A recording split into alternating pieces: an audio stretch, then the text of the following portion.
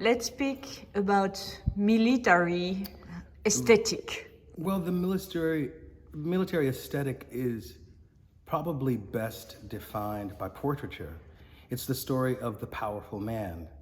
It's about groups, but it's also about, broadly about individuals, great generals, great leaders.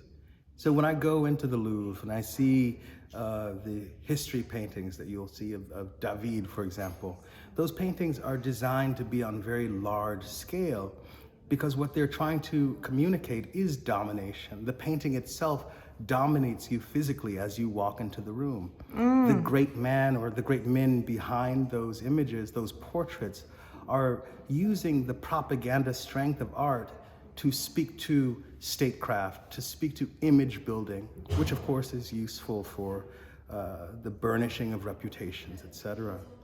What I want to do is to look not only at military portraiture, but to look at its core. And I think the real core of that is equestrian portraiture.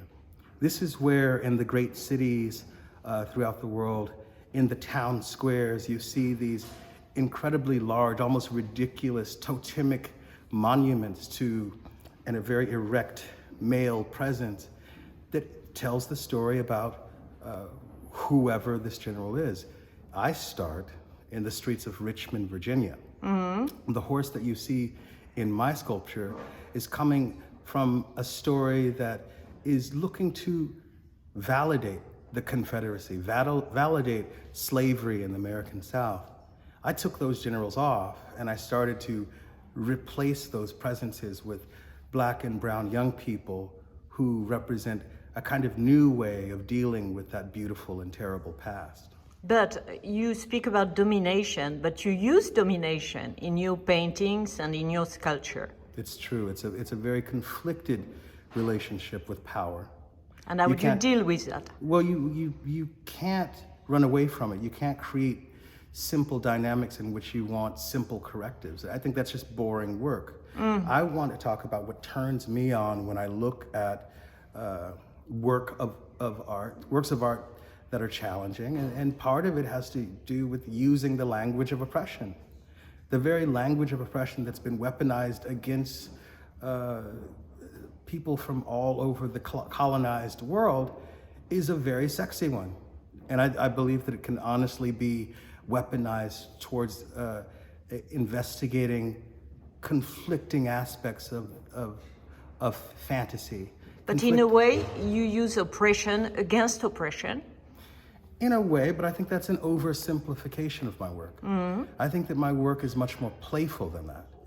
Like what? It flirts with revolution, but then it desires to crawl back into the hole of traditional power. It flirts with the idea of liberation, but it also wants to be able to see the body flayed, the body laid out and powerful, powerless and dominated. This is much more challenging psychological space than to create something that is simply a corrective. That's interesting. So you are challenging something, but what? Because the bodies are very sexy, right? Yeah, but sex and youth and the desire to be seen as beautiful and radiant and respectable and resplendent in the world is the nature of portraiture. So what I'm doing is simply dealing with a received past. I'm also playing what it feels like to be in a media culture in which Instagram and TikTok and YouTube create this constant variety of images that are designed to be sexy and consumed. I want work that has a direct indexical relationship to popular culture, as well as having a very firm rooting in the history of art. So you're a bridge between 18th century and 21st century? I am a guy born in Los Angeles, California, the backdrop of Hollywood, the backdrop of South Central Los Angeles, the gang warfare, interested in a global perspective of art history and deeply married or tied to all of these narratives at once without too much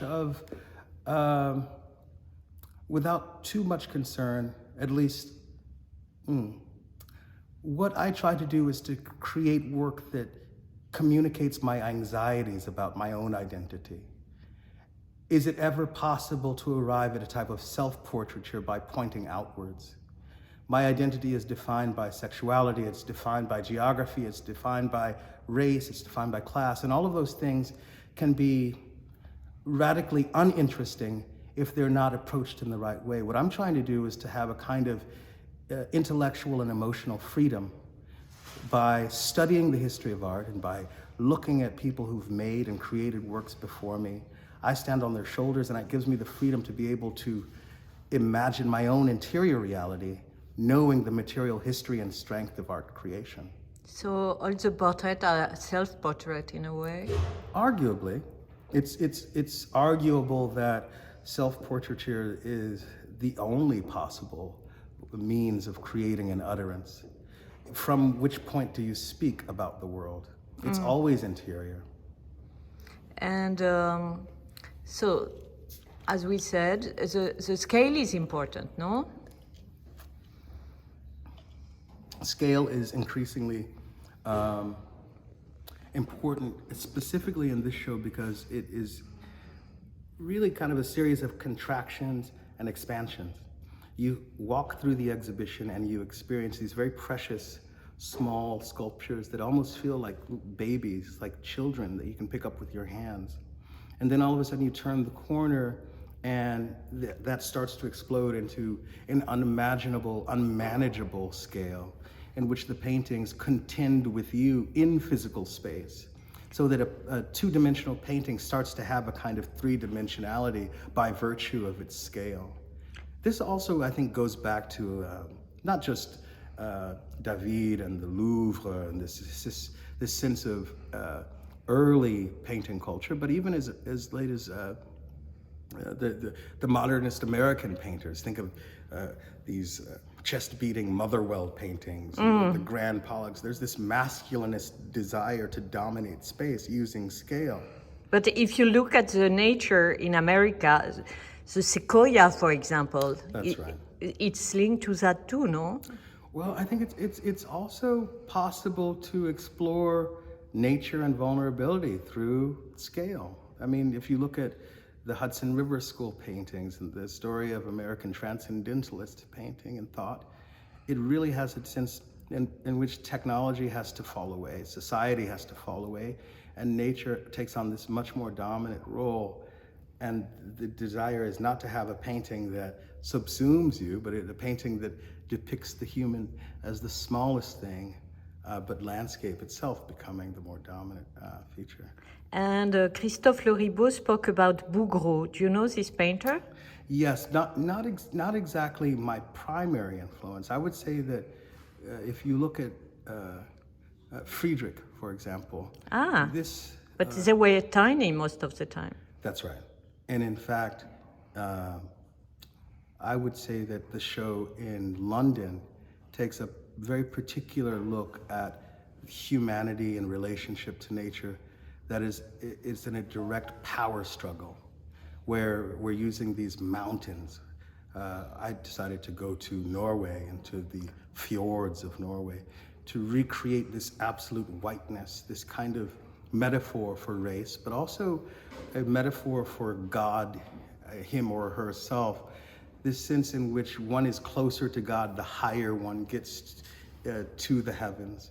This way of thinking about art history and this way of thinking about the body in relationship to nature is one that's been troubling, I think, in relationship to the way that ecology has now taken on a specific importance in the age of global warming, in the age post-corona, in which we start to think about the way humanity fits within a natural set of systems. All of these ideas certainly have art historical precedent, but I think they also have a much more contemporary pertinence. Pertinence, perfect. And do you remember the first paintings that you were interested by in your childhood, for example? I think one of my earliest memories is going to the Huntington Libraries and Gardens in Southern California, where the Blue Boy painting I don't know. was. Blue Boy was this incredibly aristocratic portrait of a young man in blue who was coming of age. He was probably around the same time same age that I was there, so there was an ability to kind of relate to him as a sitter.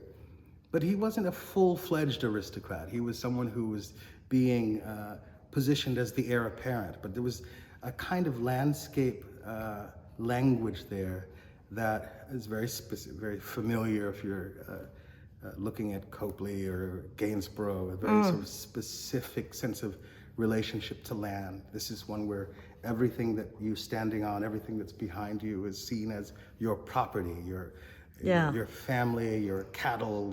It's a very, it's a language of consuming that I wasn't thinking about in those ways when I was a child. I was thinking of them as incredibly alluring paintings, but also paintings that were a bit confusing.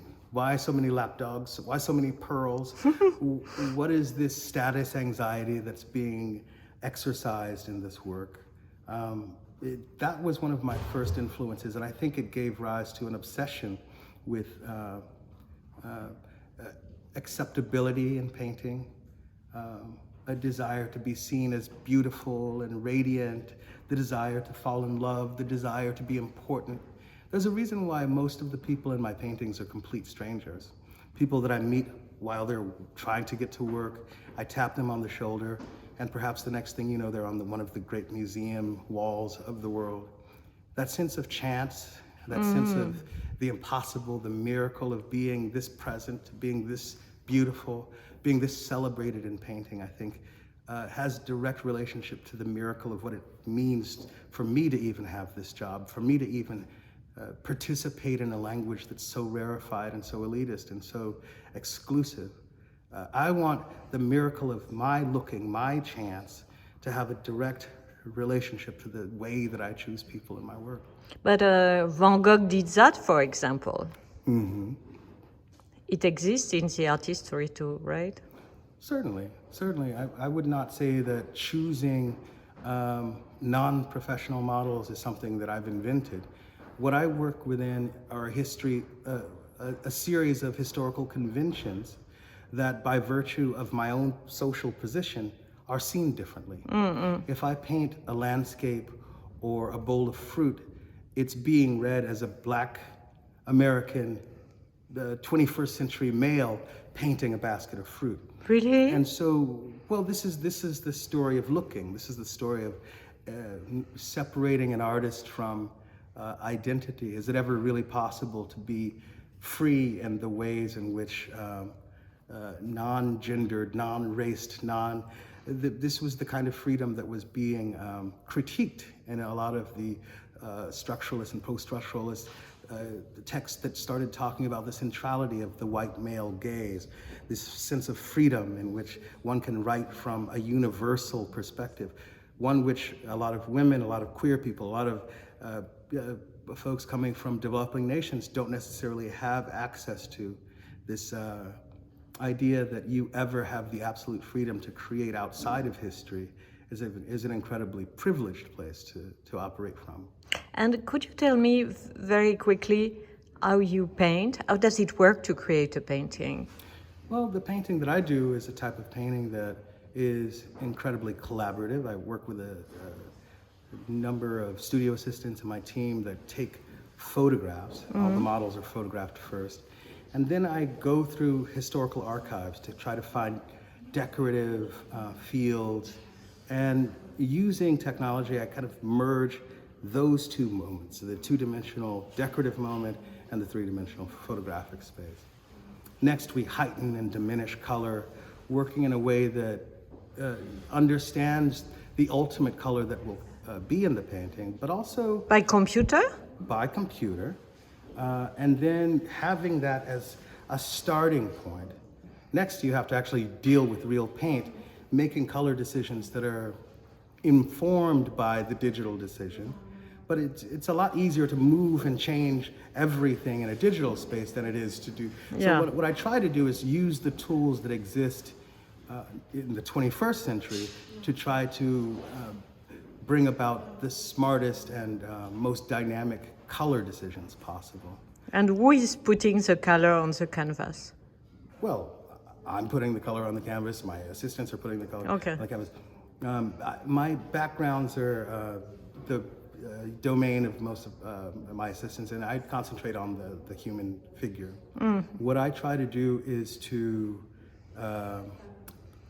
create a kind of seamlessness between the background and the figure, but there's also a competition between the two. If you look at the backgrounds, they're demanding to be taken seriously, demanding to take up space. It's almost like the subjects of the painting themselves are demanding to be taken seriously, so what I want is this push-pull between what is important in the painting, what is foreground in the painting, and what is just considered to be merely the decorative, merely casual flowers. These types of decorative spaces historically have been relegated to women's work, thinking about an amazing text called The Yellow Wallpaper, in which we start thinking about insanity, the female mind, and the decorative traditions. I wanted to sort of resuscitate some of that space, to rescue some of that, allowing the plants themselves to take on a kind of radical autonomy. Wow. And last question, what is your next dream? What is the next step? Well, there is a bit of excitement and surprise that I want in my work. So if I were going to give you all of that, it would ruin the surprise. Merci beaucoup. Je vous en prie.